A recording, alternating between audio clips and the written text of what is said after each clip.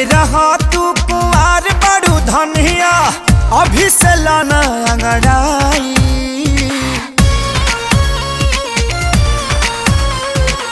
बच के रहा तू कुआर बड़ू धनिया, अभी से लाना अंगड़ाई।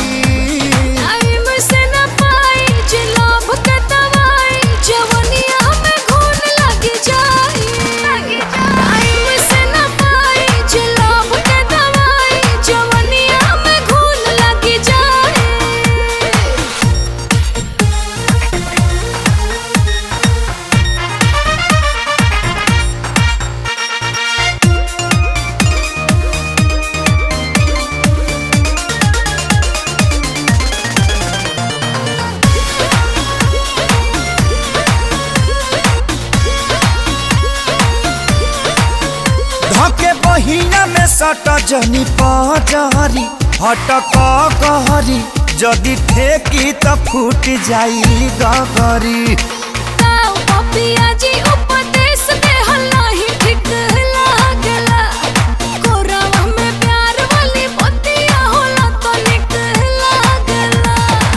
कहला पतोहारा ना फूनो भी पर चढ़ब, देबू चढ़ा के गिराई।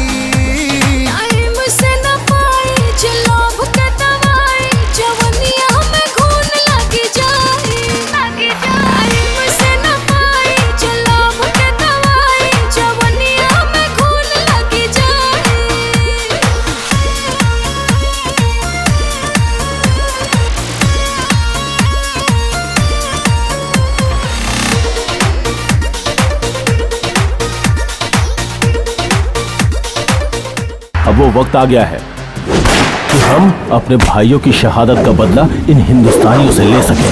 सुन, मैं वो फौजी हूँ जो देश के बाहर जाकर दुश्मनों को ठोकता हूँ। तू तो देश के अंदर है। अब तेरे ऊपर मेरा सर्जिकल स्ट्राइक स्टार्ट हो चुका है।